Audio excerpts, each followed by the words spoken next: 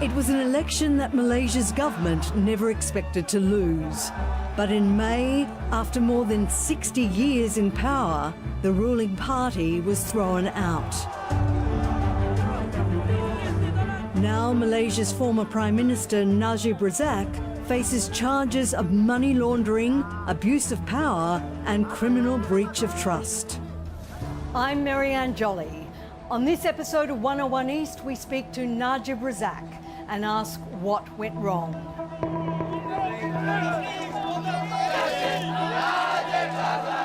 Najib Razak was born into a political dynasty.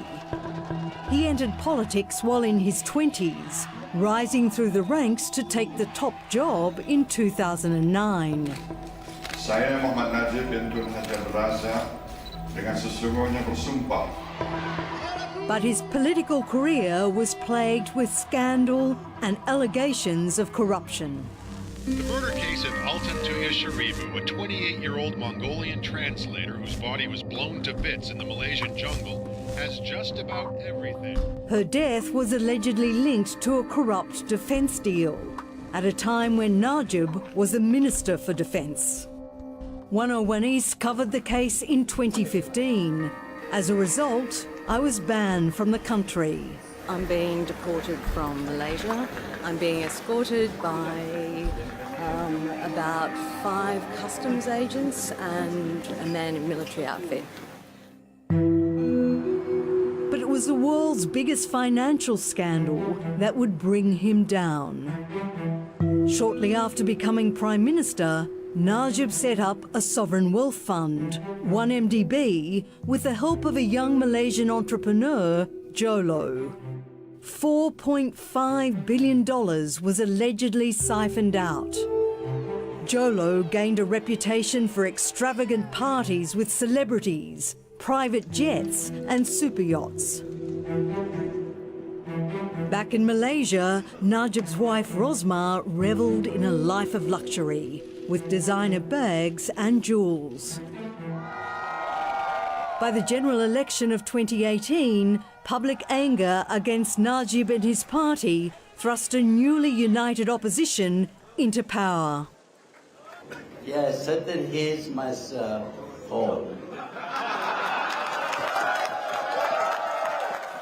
I accept the verdict of the people.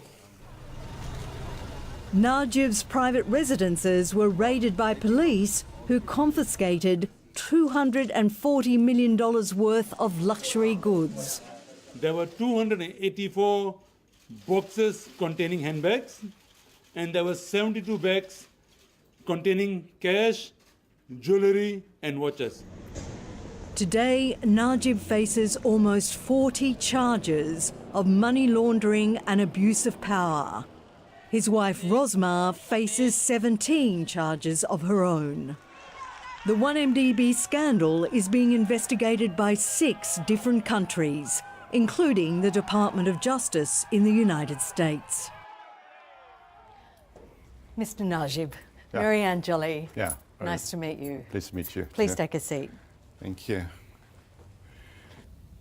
Mr. Najib, thank you for joining 101 East. To begin with, what was your reaction the night of the election, and why do you think the Malaysian people decided after almost 6 decades they wanted a change? Basically, we lost for 2 main reasons. One, we lost because of the false promises made by the opposition, promises which they themselves concede today. They have conceded very openly that they made the promises because they thought they were not going to win. And of course, the other one is we lost a propaganda war. The vilification of me as a Prime Minister then, as well as the party. It was a perfect storm, that led to the end of Barisan Nasional rule in the country.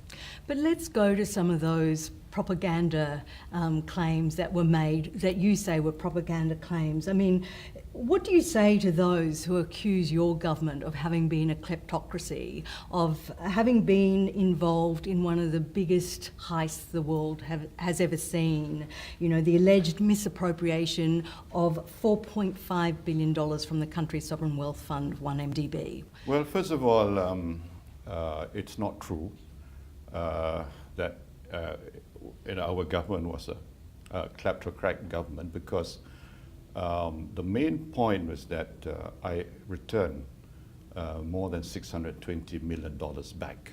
You know, they kept on accusing me of receiving a huge sum of money, but they forgot to mention that the bulk of the money was returned 4 months after the general election. But Mr. Najib, just going to your personal accounts, that money that flowed into your account in 2013, that came directly from an account in Singapore linked to a very close business associate of Jolley. How do you explain that? Okay, there were two main sources that came into my account. One was a direct contribution from the Ministry of Finance of Saudi Arabia.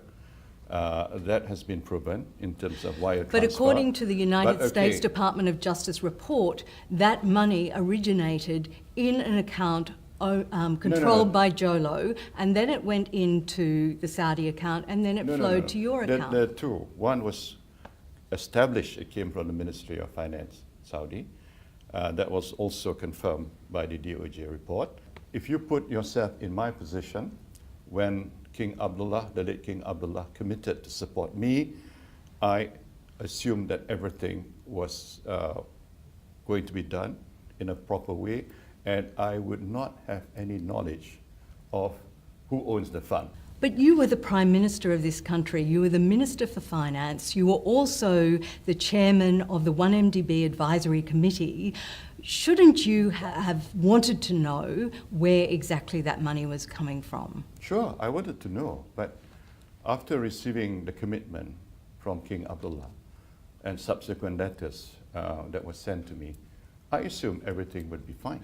Just on that matter, you have presented a letter from the Saudi prince gifting you the money, but there are serious questions about the authenticity of that letter. How do you account for the fact that the letter from that Saudi prince uses exactly the same phrases as a letter written by a very close Malaysian business associate of Jolley, gifting him millions of dollars worth of art? For example, the Saudi prince writes, "The gift should not in any event be construed as an act of corruption. I personally do not encourage such practices in any manner whatsoever." And then you've got Jolley's business associate writing to him, "All the artwork gifted to you should not in any event be construed as an act of corruption. I personally do not encourage such practices in any manner whatsoever." I mean, what do you say to people who say that that letter from the Saudi prince was fabricated, in fact written to cover up the diversion of funds into Jolley and his associates' accounts, and in fact into your own account? Well, I want to say this, that the only reason why I accepted it, because I had assurance, from King Abdullah that he would support me. And subsequent initial donations did come from the Ministry of Finance of Saudi. And I assume that subsequent donations would also come from sources connected to the Saudi. I'm not privy to letters written by Jolley in other instances, as you mentioned. But let the authorities examine it, let them investigate. And if Jolley is responsible, or anyone responsible, for siphoning of funds, then they must be held accountable. The question is, when I received the funds, was I aware of the source of money? If the central bank were to signal to me there was something of concern, but Mr. then Najib, I would have done something know where about money, if I get a cheque from Al-Jazeera, into my bank account. I know it comes from Al-Jazeera. I know the account it comes from. It's got an account number on it. It's not a secret. This came from a Singapore account controlled by Jolley's close business associate, a Malaysian man. And the United States Justice Department has traced that money back to 1MDB money. But that was subsequent. At that particular time when I received the money, I assumed it was a genuine donation. I do not have any knowledge beyond that, please. You've recently been banned from leaving the country. You've been charged with 38 counts of money laundering, bribery and abuse of power. But when you were Prime Minister and an investigation cleared you of any wrongdoing, why do you think you were cleared then and you're now facing a long list of serious charges? You must realize that this current government, when they were running for office, they had already made this political narrative that they were going to take action against me. So in that sense, they have to fulfill whatever political promises they made. Leveling charges is one thing, but whether the evidence adduced later on will support the charges, that's another matter. So tell me, what was your relationship with Jolley? My relationship with Jolley was on the basis that he was going to promote, investment from the Middle East that will help us ensure that we can achieve a good strategic relationship with certain key countries.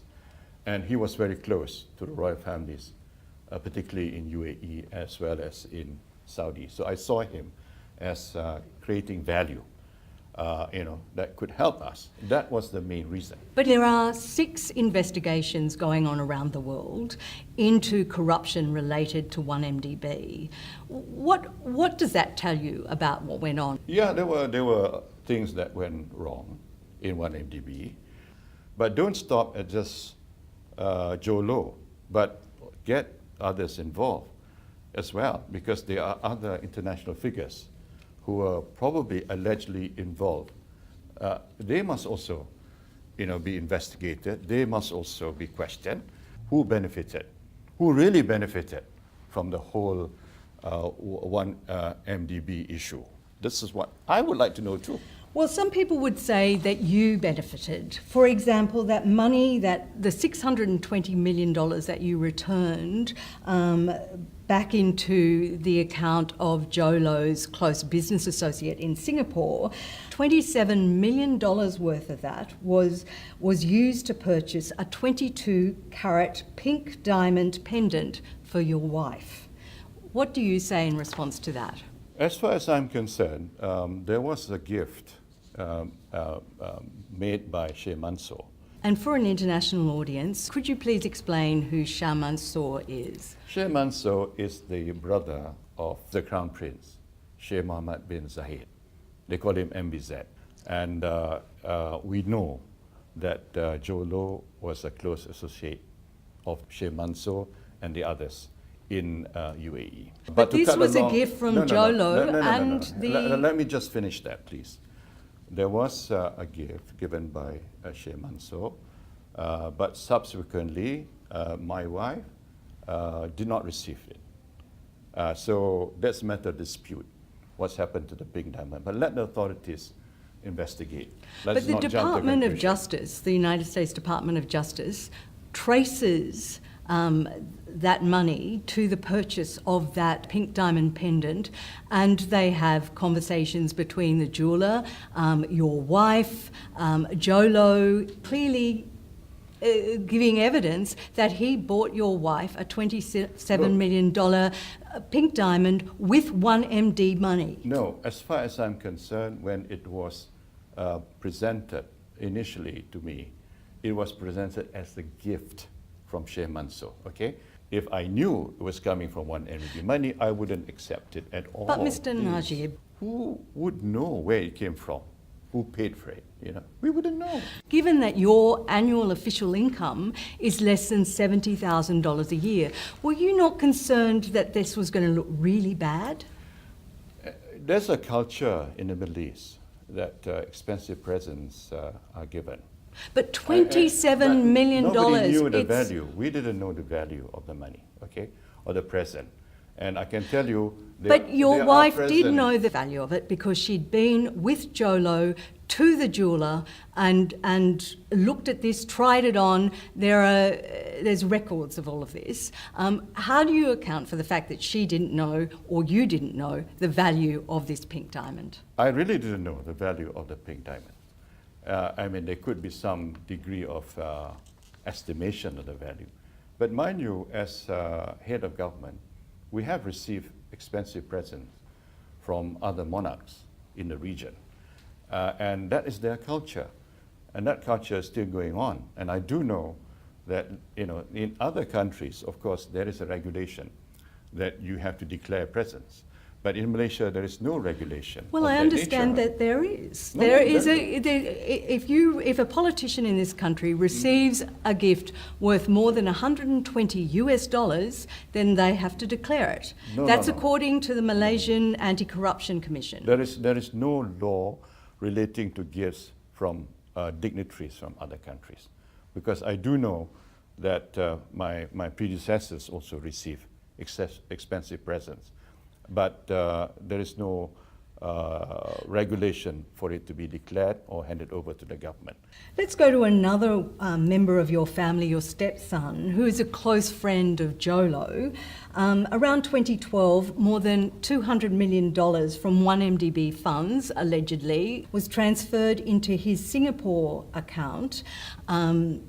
He went on to purchase a $35 million condominium in New York, a $17.5 million house in Beverly Hills, and a $41.8 million London townhouse, and fund a Hollywood blockbuster, Wolf of Wall Street. What did you make of his newfound wealth, given that he'd only had a couple of jobs in banks? He'd never produced a film previously. He had no experience in that world. What did you make of his newfound wealth? He's always been a movie buff, even though, and let me just finish it, please. He's always been a movie buff, and his ambition was really to go into the movies. So when it happened that, and when we visited Abu Dhabi, MBZ, Mohammed bin Zayed, told him in my presence that we are going to invest in your movies, okay? So we assume that whatever investment is going to come from Abu Dhabi. So as far as I'm concerned, it was a commercial arrangement. Yes, but I mean, he's bought how many, like almost $100 million worth of property around the world. That's not funding a movie, that's funding a lifestyle. Where did he get that money from? The United States Department of Justice alleges that that money came directly from 1MDB. Well, everybody assumed that the money was coming from the UAE side. Again, when you are being presented with that sort of offer, you cannot look beyond it because you wouldn't know. You just assume that the monies come from the people who want to invest. But isn't it important, as a Prime Minister of this country, to know where the money comes from so that you know that you're not going to eventually be compromised? Sure. So why didn't, I mean, it seems to me that you're constantly saying you don't know where the money came from, that yet at the same time, 1MDB was going into massive debt. No, as far as I'm concerned, I really didn't know it was 1MDB's money because Mohammed bin Zayed, the Crown Prince, said, we are going to invest in your stepson's movie.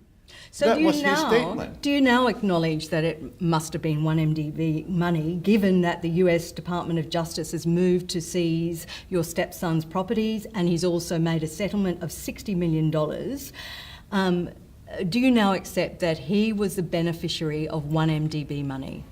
As far as I'm concerned, it was civil settlement and there is no admission of guilt. That is the position, because if you think that it was settled because it's 1MDB, it presumes that he had knowledge of the money coming from him. He had no knowledge. And I know for sure that if he had knowledge, he wouldn't have accepted it. He accepted it because it was a loan by the Abu Dhabi family to him, especially from the Crown Prince. What would you say to people who say they don't believe that you're covering it up? No, I mean, in all honesty, that's the truth. I mean, I cannot. There's nothing I can do. People don't believe it, but that's the honest truth, because my track record as Prime Minister, I can stand by it, because this country has developed by leaps and bounds during my tenure. Just going back to when the police raided... Can we... we're supposed to talk about the economy. We are going to, but there's just a couple of more... You're talking too much about this. But listen, there are just a couple of other allegations that I No, do I don't need want to talk too much about it. I cannot talk. Well, I tell you, I do want to ask you about your decision. You have recently called for the reinvestigation of several high-profile murders to be reinvestigated. That people say that you're... Okay, right. Yeah, you can ask me that. That you're linked I know you're very fond of this subject. I know that. Yes. Well, you've recently called for the reinvestigation of several high-profile murders that many say you are linked to. The murder of Alton Tuya Sharibu in 2006, Hussein Najadi in 2013, and Kevin Moraes in 2015. Why didn't you reopen those cases when you were Prime Minister? Put it this way, it went through the courts. In the case of Alton Tuya, went through the court at the highest level, the federal court. So I have been cleared entirely by this legal process, and if you ask the then Chief Police of Malaysia, he will testify, he will verify that I had no involvement whatsoever. I was deported from Malaysia in June 2015 while filming a story about the murder of Alton Tuya Sharibu. Why did you have me deported from this country? We deported you. You're a nuisance. Because as far as I'm concerned, making lies, fabricating lies, is not something that we want to tolerate in this country. But I wasn't fabricating lies. No. I was actually seeking an interview with you. I have no political agenda in this country. I was just trying to understand what the truth was. The way you've been asking is as though in your mind I was already involved. Not at all. Told you, I was I saying have nothing to do with Alton Tuya. Nothing. So just because I was filming a story about Alton Tuya's murder in this country, that was the reason that was to decided deport me. by the authorities. They don't want things to be stirred up in this country. I leave it to them. We understand as that directive came directly from the Prime Minister's office, your office. Well, I'm not party to the decision, but as far as I'm concerned, I am totally innocent of the Alton Tuya case. Absolutely. The 1MDB Can we go to the economy, please? Well, look, you've spent so much of this time. Otherwise, I'm going to walk out. Okay, just one thing. No more, please. Many people say... No more, all right? Okay. That's it. I'm listen, done. okay. If you want to talk about economy, I'll sit down. Well, we can talk about... Come on, you're not being fair to me. If you want to ask about the economy, what I did... you are facing serious charges in this country, and people... Look, I've done my part. No, okay. I'm not going to stand anymore for this. If you want to ask about the economy, I'll talk to you. Okay, we'll ask about... Let's talk, given what's happened to you, let's talk about your legacy. Okay, we'll talk about the legacy. I'm fine. That's the last question. We'll talk about the legacy. Yeah. What do you consider to be your legacy as Prime Minister of Malaysia? I have steered the progress of this country. I'm very proud of my achievement, my government's achievement. First of all, in terms of the stewardship of the economy. For 6 years, we exceeded the growth of the 4 so-called Asian tigers: Korea, Taiwan, Japan, and Singapore. I'm proud of the achievements that I've achieved. How do you feel about the fact that the 1MDB scandal has stained that legacy to a certain extent? I regret, and I wish there was no 1MDB issue whatsoever.